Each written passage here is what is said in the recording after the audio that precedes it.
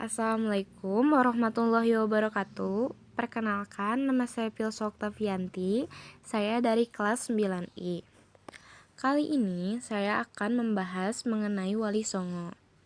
Wali Songo adalah tokoh Islam yang dihormati di Indonesia, khususnya di Pulau Jawa, karena peran historis mereka dalam penyebaran agama Islam di Indonesia.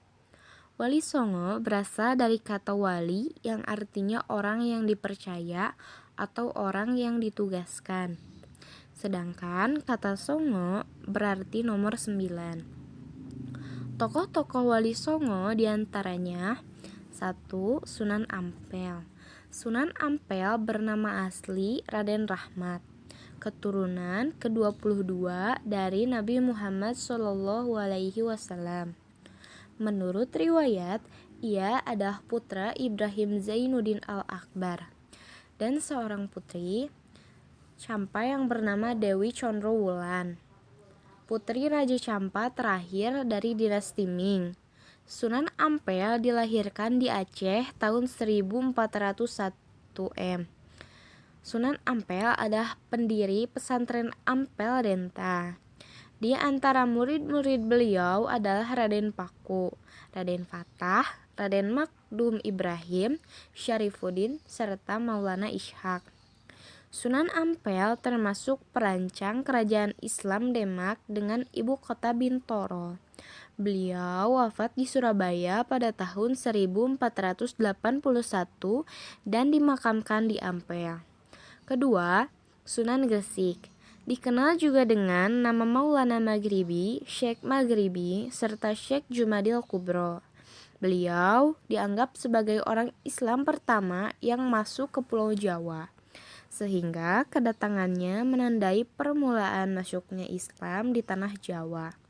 Sunan Gresik meninggal pada 12 Rabiul Awal 882 Hijriah atau 8 April 1419 dan dimakamkan di Gapura Wetan, Gresik.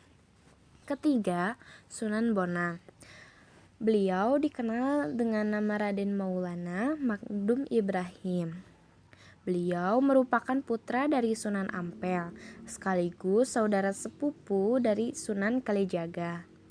Lahir di Surabaya pada tahun 1465 dan wafat pada tahun 1525 di Tuban. Beliau dianggap sebagai pencipta gending pertama. Beliau juga berdakwah di daerah Tuban dengan menggunakan media wayang dan gamelan sesuai dengan kegemaran orang Jawa. Beliau juga mendidik Raden Fatah hingga kelak menjadi raja kerajaan Demak. Yang keempat, Sunan Giri. Nama aslinya Raden Paku dan dikenal juga dengan nama Raden Ainul Yakin. Beliau merupakan putra Maulana Ishaq.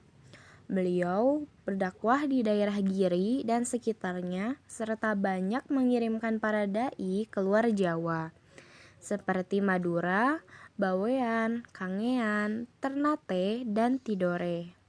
Sunan Giri adalah pencipta permainan anak bernuansa religius, seperti Cilungan, Gendi Virit, Jorgula, Cublak-Cublak Suweng, dan Lir-Ilir. Beliau wafat pada tahun 1506 dan dimakamkan di daerah Giri, Gresik. Kelima, Sunan Derajat. Memiliki nama asli Raden Kasim atau Syarifuddin. Beliau juga termasuk salah satu putra Sunan Ampel. Beliau lahir di Ampel, Surabaya pada tahun 1407. Sunan Derajat menciptakan tembang jawab Pangkur sebagai media dakwah. Beliau wafat pada pertengahan abad ke-16 dan dimakamkan di Sedayu, Gresik. Yang keenam, Sunan Kalijaga. Nama aslinya Raden Masyahid. Ayahnya adalah Raden Sahur Tumenggung Wilwatikta yang menjadi Bupati Tuban, sedangkan ibunya bernama Nawang Rum. Nama Kalijaga dalam satu versi berasal dari bahasa Arab dari kata kadijaka, pemimpin yang menegakkan kebersihan dan kesucian. Seperti pendengaran orang Jawa adalah Kalijaga. Sunan Kalijaga dianggap sangat berjasa dalam mengembangkan seni wayang purwa atau wayang kulit, serta gamelan yang dipergunakan sebagai media dakwah Islam. Selain itu, beliau juga mengembangkan seni suara, ukir, busana pahat, serta kesusastraan. Yang ketujuh, Sunan Kudus, lahir dengan nama Jafar Shadiq. Beliau memiliki silsilah yang bersambung sampai ke Nabi Muhammad SAW.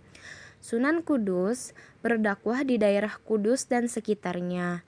Beliau termasuk seorang ulama yang menguasai berbagai disiplin ilmu seperti fikih, uslul fikih, tauhid, hadis, tafsir, dan logika. Oleh karena itu, beliau mendapat gelar Waliul Ilmi atau orang yang kuat ilmunya.